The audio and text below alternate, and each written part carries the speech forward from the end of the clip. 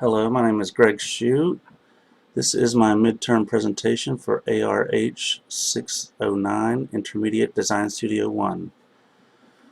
The subject of this course is Nordic Flip, which refers to the extreme changes in conditions found in Finland. Those extreme changes include the temperature, daylight, activities and behavior, and appearance of the environment. To begin, my research diagram covers information such as demographics, culture, architecture, transportation, energy, local materials, topography, weather, economics, and technology in Western Finland. The color key is red is about people, blue is for the resources of Finland, green is things Finns use, and tan is things Finns make to sell.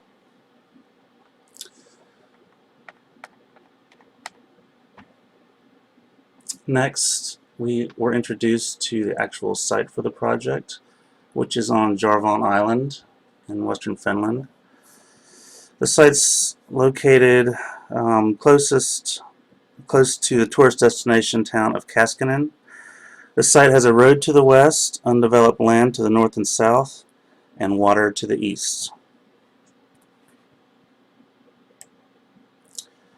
The program diagram was developed with the intent of embodying that concept of reflexive relaxation, where people can enjoy the peace and quiet of nature and participate in exercises, activities, classes, and/or shopping. The color coding here, blue is commercial. We see that in the lobby here, in the market and cafe.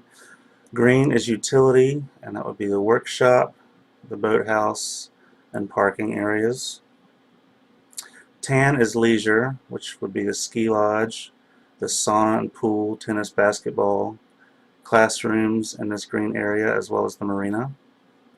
And red is residential, including admin housing, guest cottages, and short-term housing. This program arrangement focused on vistas with an open space enclosed on three sides here, which would face, in this arrangement, the marina.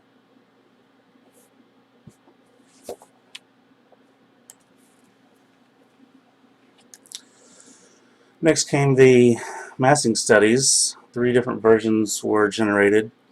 Model 1 here is a very close formal expression of the program diagram.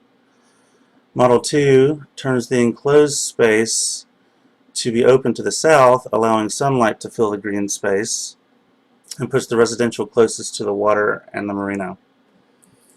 Model 3 flips the enclosed space to be open towards the west, with the space near the water bounded only on one side.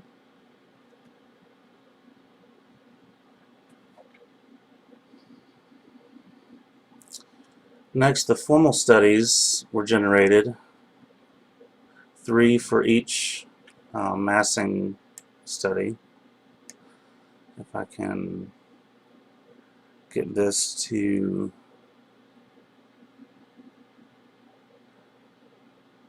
focus.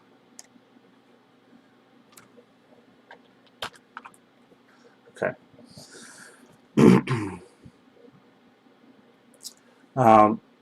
Formal study 1A was a response to daylight and precipitation data. 1B was a response to topography and the geological history of Finland, and is an expression of glacial remnants. This is the model that was eventually chosen to be developed further. 1C shows forms that mimic combinations of terrestrial and aquatic forms. 2A is a formal expression of the demographic data that was collected during the research phase. 2B was focused on harnessing precipitation. 2C focalizes on the project's connection to the water. 3A is a response to wind data. 3B focuses on the mediation of indoor and outdoor spaces. And 3C is an expression of the building's metered influence on the site.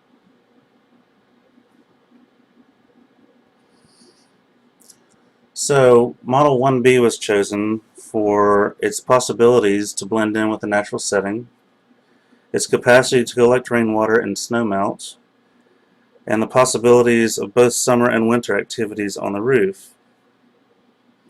In these models, the color coding is the same as with the program diagram, where blue is commercial areas, green is utility, tan is leisure, the more orange color is the site, and red is residential. The envelope for this particular model is very loose formally and can be manipulated without any significant impact to the overall form. I was thinking that I would like to explore the introduction of very rigid interventions at doors, windows, and other openings here, just as a juxtaposition between such a loose envelope and maybe introducing some more rigid formal features. Fins are known to mix new and old elements quite well, and so I was thinking of perhaps mixing in traditional elements at fenestration and other openings. I've been looking at rock-cut architecture such as the Lycian tombs in Turkey, the rock-cut temple at Cappadocia, and the treasury at Petra, among others, for potential inspiration. Also, I felt like this form had a lot of potential for green roofs and walls, which would also help blend in with the natural setting. In terms of how the plan fits in with the program diagram, here is the first floor plan, and you can kind of see how these things are laid out on this floor, with the workshop out near the water, leading to classrooms, basketball here, a pool area here, the lobby and ski lodge and cafe aligned in the middle part here. And then towards the bottom, the south side, admin housing, short-term housing, longer-term housing, and a lobby for those that might access the site from the water, and then the boathouse at the southeast corner. 3 sections were cut. 1 is along this wing, 2 is vertical through the main body, and 3 is horizontal through the southern wing. On the second floor, tennis courts above the pool area, and then a sauna kind of over the ski lodge area, and then the housing is a couple stories tall here, so admin housing, short-term housing here, longer-term housing, and then storage above the boathouse. Section 1 is through the northernmost wing, so here would be the pool area with tennis and basketball stacked, with classrooms connecting to the workshop out near the water. Section 2 shows through the main body, the vertical cut through the main body shows the pool, the sauna upstairs, the ski lodge downstairs, and then the 2-story admin housing. Section 3 is the horizontal cut through the southern wing. You can see the 2-story admin housing here, connected to the short-term housing, the longer-term housing, with the lobby near the boathouse, and then the boathouse at the marina. I would love any feedback that anyone is willing to offer. I appreciate you taking the time to listen to this presentation.